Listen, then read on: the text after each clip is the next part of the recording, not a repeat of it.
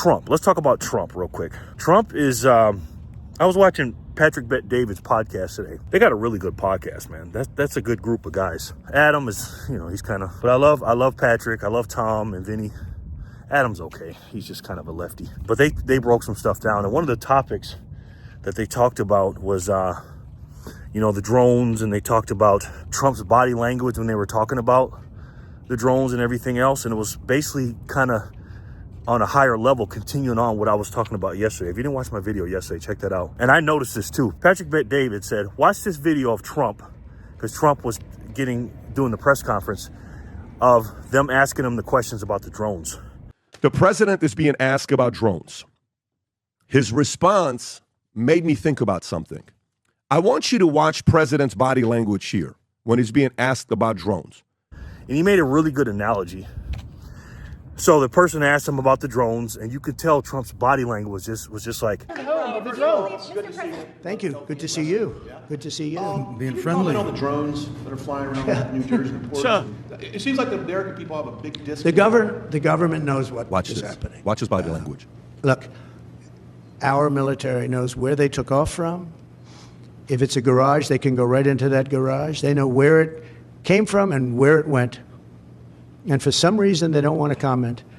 And I think they'd be better off saying what it is. Our military knows and our president knows.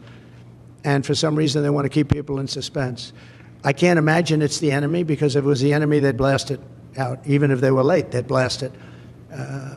Something strange is going on. For some reason, they don't want to tell the people. And they should, because the people are really, they happen to be over Bedminster. They're very close to Bedminster. I think maybe I won't spend the weekend in Bedminster. He's talking to somebody. I've decided to cancel my trip.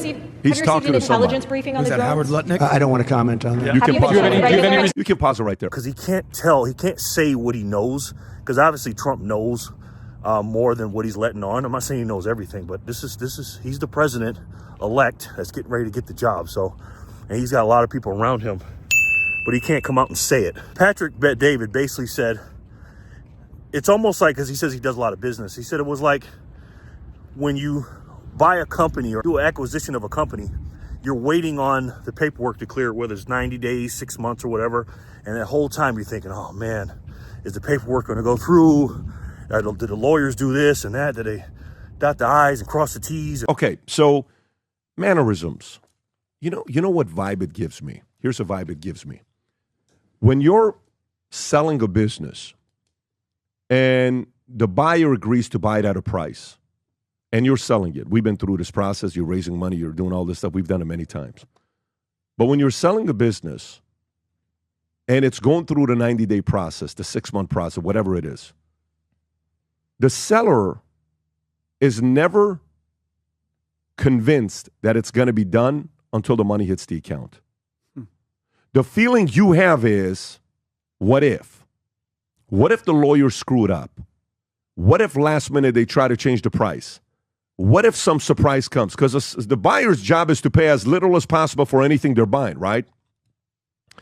So there's a little bit of games going on. The feeling I get when I watch this here with his interview is I have a feeling some people on the inside have reached out to him and spoken to him that you and I don't know that, but a lot of people are going to Mar-a-Lago, and he knows some stuff, but obviously he can't give those names, and those people have probably also said, don't say anything. When you come in, we're going to work on it together. But he also seemed a little bit paranoid between now and January 20th. He goes, that's the body language that I'm getting from Trump, i.e., it is December 17th today, and January 20th is a long way away, if you get my drift. He's not sworn in yet. He is not the president. I predicted, and I was wrong on my prediction, that I thought there wouldn't be an election on November 5th, 2024. Why did I predict that? Well, you got to look at patterns, right? We know what happened in 2020, which I can't mention because I'll get in trouble for that. I have gotten in trouble for that because I've said it.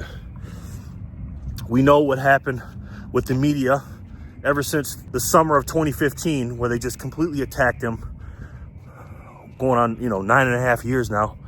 And then when we know what they really did to him once he said he wanted to be president again when he was running, what'd they do? Well, he did a lot of court cases, got 34 felonies. He got shot at. He got sued for almost $500 million. Almost had another attempt on his life at the golf course.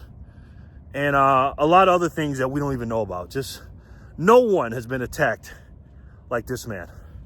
And why is that?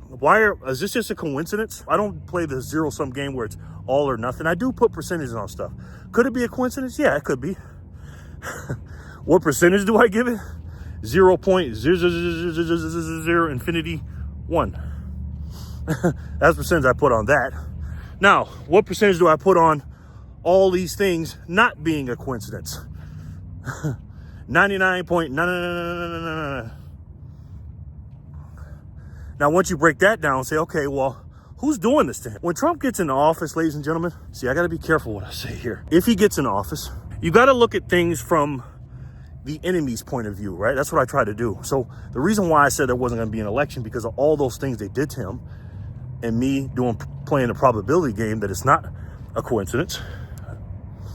So if it wasn't a coincidence, and they were doing that to sabotage him, and they threw everything and the kitchen sink at him, you got to ask yourself why. Why'd they do it? Well, for obvious reasons, they don't want him to win. Why they don't want him to win? Well, probably can't get into that on YouTube, but let's just say I believe a lot of people are going to be getting exposed, in trouble, and maybe doing some time, and the gravy train and the power train will be turned off and stopped. That's what I believe. So if you're these people, what are you going to do? So I believe they try to do what they could. A lot of things going on with storms, and Kamala Harris got a lot of votes.